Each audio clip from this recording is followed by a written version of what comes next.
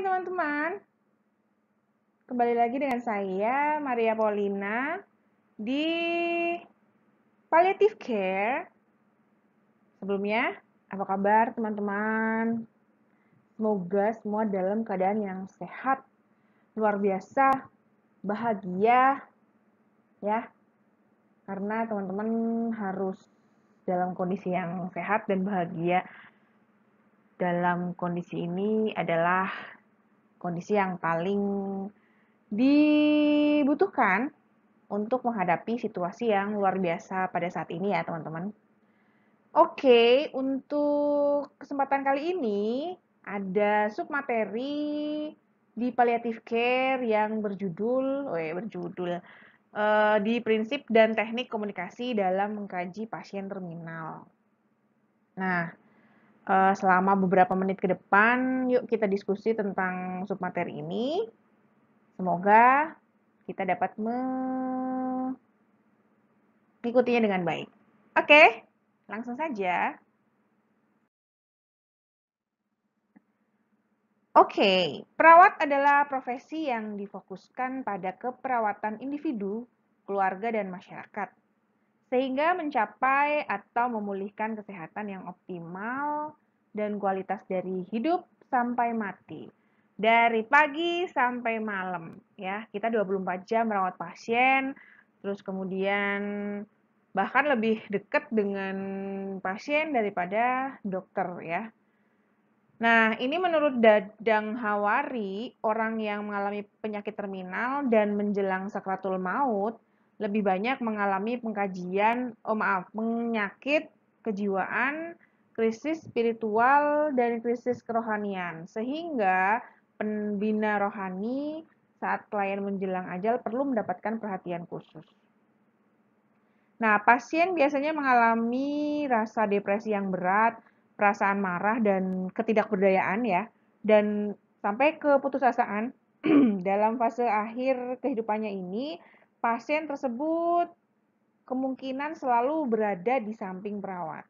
Nah, karena itu peran perawat yang komprehensif tersebut, pasien senantiasa mendudukan perawat dalam tugas mulia.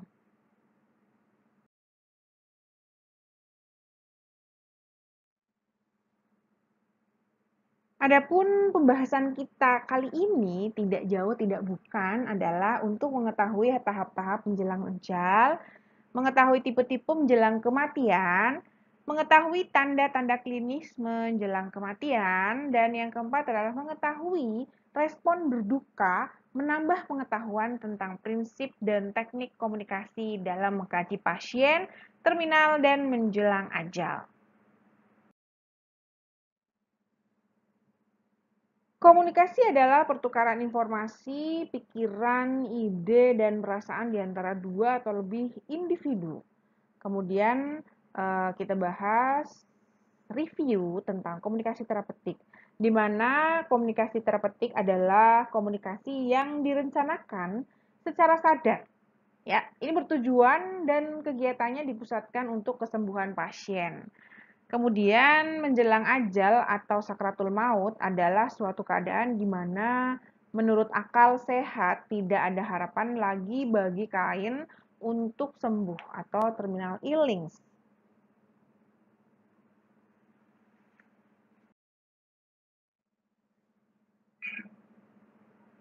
Untuk cara berkomunikasi, kita bagi menjadi dua, yaitu adalah komunikasi verbal dan komunikasi nonverbal. Nah, komunikasi verbal ini menggunakan kata-kata yang diungkapkan atau ditulis. Nah, hal-hal yang harus diperhatikan adalah ada 3 poin, yaitu adalah kesederhanaan, di mana kalimat yang digunakan harus sederhana, mudah dimengerti, singkat dan jelas. Kemudian yang kedua adalah kejelasan. Nah, pada poin ini komunikasi biasa lebih jelas apabila ada kecocokan dengan apa yang diungkapkan dan yang diekspresikan oleh wajah serta gerakan tubuh. Dan yang ketiga adalah tepat waktu dan relevan, di mana kita sebagai perawat harus peka terhadap kebutuhan yang sedang dirasakan oleh pasien. Kemudian kita menginjak ke komunikasi nonverbal. Komunikasi yang menyangkut ekspresi wajah, gerakan tubuh, dan sikap tubuh. Hal-hal yang perlu diperhatikan adalah yang pertama adalah sikap tubuh dan cara berjalan. Sikap tubuh dan cara berjalan dapat menunjukkan suasana hati dan kondisi fisik seseorang. Sikap tubuh yang tegak, aktif, dan jalannya mempunyai tujuan menunjukkan bahwa orang-orang tersebut merasa nyaman dan aman secara fisik maupun emosionalnya.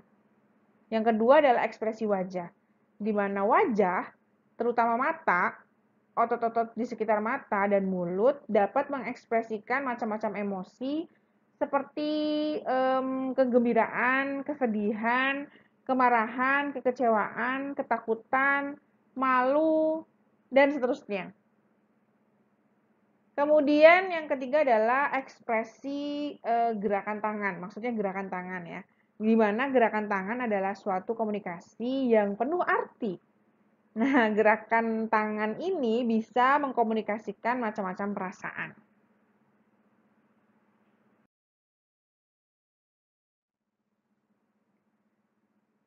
Prinsip komunikasi terapeutik, di mana yang pertama adalah perawat harus mengenal dirinya sendiri, yang berarti menghayati, memahami dirinya sendiri, serta nilai yang dianut. Kemudian komunikasi harus ditandai dengan sikap saling menerima, saling percaya, dan saling menghargai. Perawat harus memahami, menghayati nilai yang dianut pasien. Kemudian perawat harus menyadari pentingnya kebutuhan pasien, baik fisik maupun mental.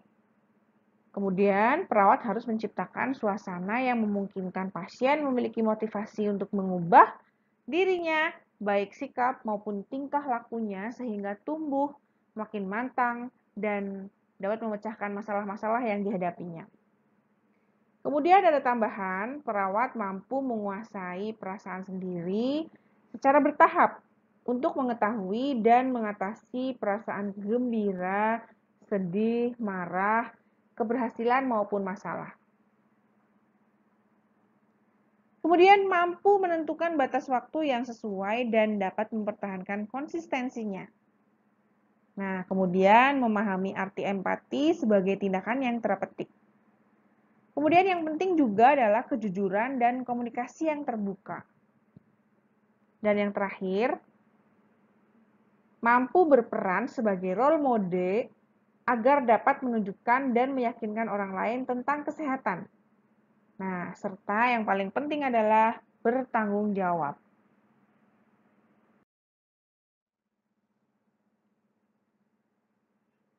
Kemudian ada teknik komunikasi ya, yang kita akan bahas satu persatu.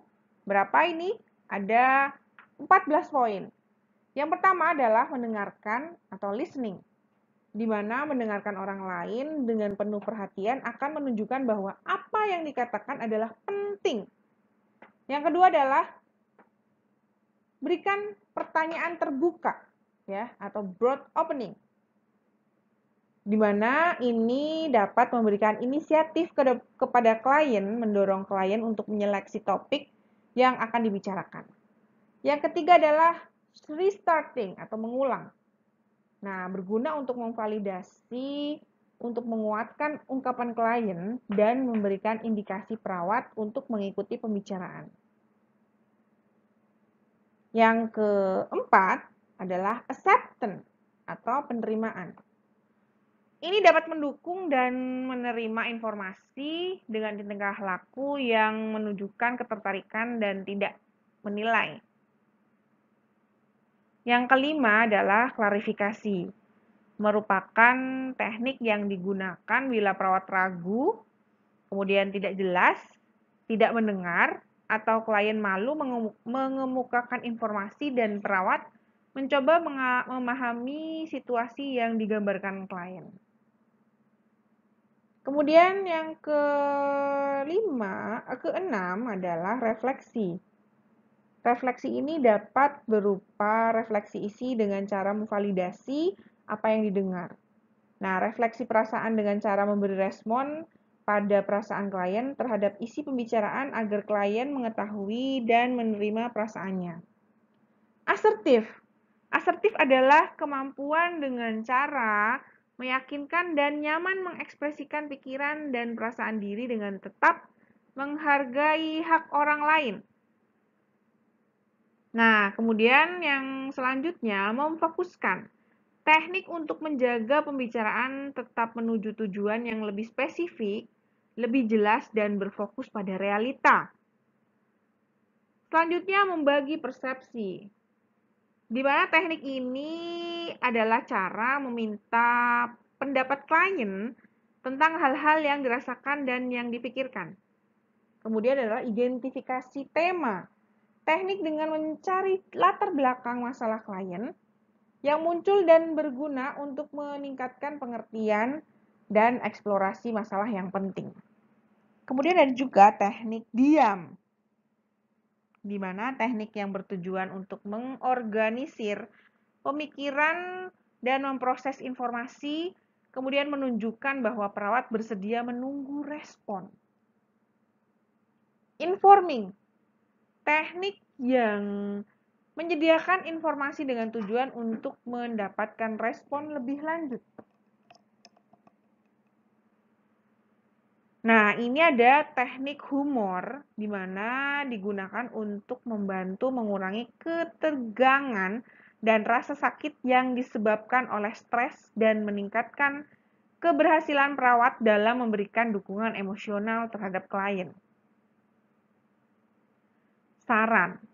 Nah, teknik yang ini adalah memberi alternatif ide untuk pemecahan masalah klien.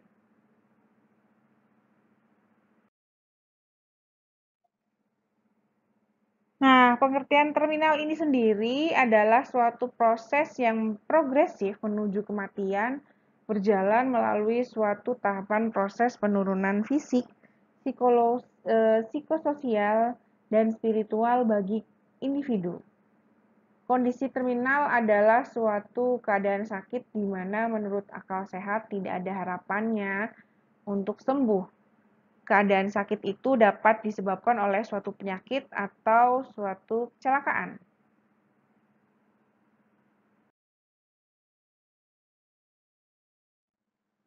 Kemudian kita mengenal ada tahap-tahap menjelang ajal, di mana ini biasa kita kenal sebagai tahapan kehilangan. Nah, ini disampaikan oleh Kubler-Ross, menetapkan atau menggambarkan dari tahap-tahap ini ada 5, yaitu adalah menolak atau denial, di mana fase ini pasien tidak siap menerima keadaan yang sebenarnya dan kemudian menunjukkan reaksi menolak. Tahap yang kedua adalah marah atau anger. Nah, kemarahan terjadi karena kondisi klien mengancam kehidupannya dengan segala hal yang telah diperbuatnya, sehingga menggagalkan cita-citanya. Kemudian yang ketiga adalah tawar-menawar atau bargaining. Pada tahap ini, kemarahan biasanya mereda pada pasien dan dapat menimbulkan kesan sudah dapat menerima apa yang terjadi dengan dirinya. Yang keempat adalah kemurungan atau depresi. Nah, selama tahap ini, pasien cenderung untuk tidak banyak bicara dan mungkin banyak menangis. Ini saatnya bagi perawat untuk duduk dengan tenang di samping pasien yang sedang melalui masa sedihnya sebelum terminal. Kemudian yang kelima adalah penerimaan atau pasrah atau acceptance, di mana fase ini terjadi proses penerimaan secara sadar oleh klien dan keluarga tentang kondisi yang terjadi dan hal-hal yang akan terjadi, yaitu kematian atau keterminalan. Fase ini sangat membantu apabila klien dapat menyatakan reaksi-reaksinya atau rencana-rencana yang terbaik bagi dirinya menjelang ajal. Misalnya, ingin bertemu dengan keluarga terdekat, menulis surat wasiat misalnya.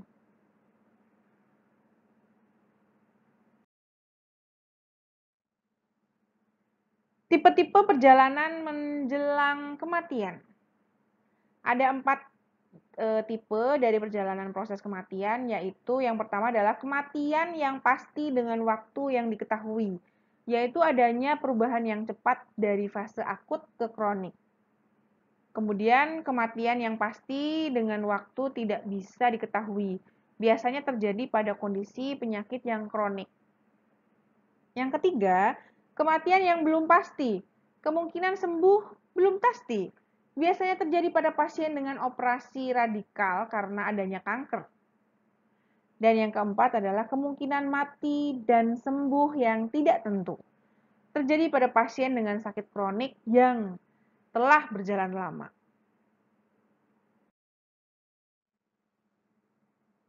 Ada tanda-tanda klinis menjelang kematian, di mana ini ada 4 poin yang bisa menandai. Dari yang pertama adalah kehilangan tonus otot. Ini ditandai dengan adanya relaksasi otot muka sehingga dagu menjadi turun. Kemudian kesulitan dalam berbicara, proses menelan, dan hilangnya refleks menelan. Yang ketiga adalah penurunan kegiatan traktus gastrointestinal, ditandai adanya nausea, muntah, ada juga sampai ke perut yang kembung. Yang keempat, penurunan kontrol sphinkter urinari dan rektal. Yang kelima, gerakan tubuh yang terbatas. Tanda-tanda yang kedua adalah keterlambatan dalam sirkulasi. Ini ditandai yang pertama adalah kemunduran dalam sensasi. Yang kedua, sianosis pada daerah ekstremitas. Yang ketiga, kulit dingin. Nah, ini pertama kali pada daerah kaki, kemudian tangan, telinga, sampai ke hidung. Yang ketiga, ini ada perubahan yang terjadi pada tanda-tanda vital, di mana ini ditandai dengan adanya yang pertama, nadi lambat dan lemah, yang kedua, tekanan darah turun, yang ketiga, pernafasan cepat dan dangkal dan tidak teratur. Yang keempat adalah tanda-tanda pada gangguan sensori. Ini ditandai dengan penglihatan yang kabur dan kemudian gangguan penciuman dan perabaan yang kurang.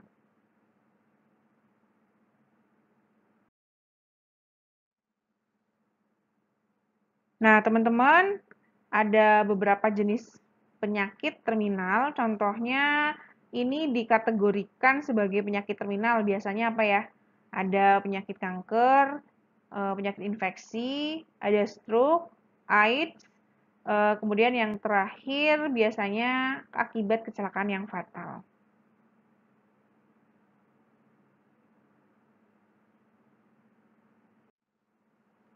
Kemudian tujuan keperawatan klien terminal yang pertama adalah menghilangkan atau mengurangi rasa kesendirian, takut atau depresi. Yang kedua, mempertahankan rasa aman, harkat dan rasa berguna. Terus kemudian yang ketiga, membantu klien menerima dan menerima rasa kehilangan itu ya. Dan yang keempat adalah mempertahankan harapan. Nah, ini ada di tahap acceptance atau tahap menerima. Dampingi klien untuk mempertahankan rasa berguna, berdaya, ya, untuk dapat melakukan segala sesuatu yang masih mampu dilakukan dengan kita sebagai pendamping. Kemudian yang kedua adalah diagnosa keperawatan, di mana beberapa diagnosa yang ada pada pasien penyakit terminal, di mana ada yang pertama duka cita adaptif berhubungan dengan kehilangan kepemilikan pribadi, yang kedua duka cita maladaptif berhubungan dengan penyakit terminal kronis, yang ketiga ada biasanya muncul perubahan nutrisi, di mana kurang dari kebutuhan tubuh berhubungan dengan faktor psikologi. Nah, ini respon berduka cita yang bertahan. Ada juga sampai ke gangguan pada tidur berhubungan dengan stres karena respon berduka. Intervensi keperawatannya, kita ada tahap-tahap yang tadi kita sampaikan, yaitu denial, anger, bargaining, sampai ke depression.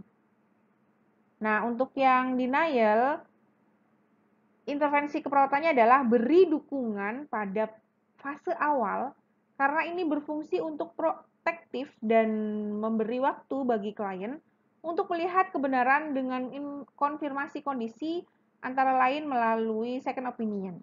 Yang kedua adalah pada saat anger atau tahap marah, intervensinya yaitu bantu klien untuk memahami bahwa marah adalah respon normal akan kehilangan dan ketidakberdayaan. Siapkan bantuan agar klien merasa aman. Yang ketiga, bargaining. Nah, intervensinya adalah asah kepekaan perawat bila fase tawar-menawar ini dilakukan secara diam-diam. Bargaining selalu dilakukan pasien karena rasa bersalah atau ketakutan terhadap bayang-bayang masa lalu. Nah, ini bisa kita lakukan untuk membantu klien mampu untuk mengekspresikan apa yang dirasakan.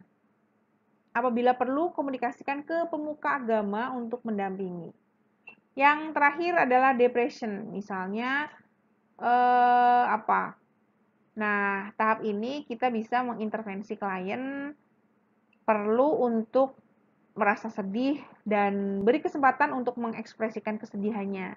Nah, perawat di sini hanya sebagai pendamping.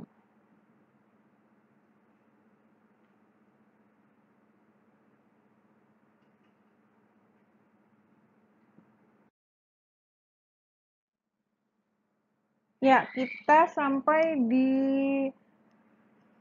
tahap kesimpulan, di mana orang yang telah lama hidup sendiri, terisolasi akibat kondisi terminal, dan menderita penyakit kronis yang lama, dapat memaknai kematian sebagai kondisi perbedaan terhadap penderitaan. Atau sebagian beranggapan bahwa kematian adalah menjadi jalan menuju kehidupan atau yang akan mempersatukan dengan orang-orang yang dicintai. Nah, sedangkan yang lain beranggapan takut akan perpisahan, dikucilkan, dilantarkan, ada kesepian, dan mengalami penderitaan sepanjang hidup.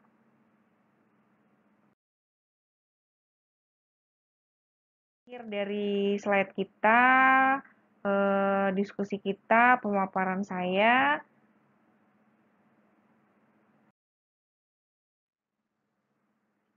Yeah, thank you for your great attention. See you later and goodbye.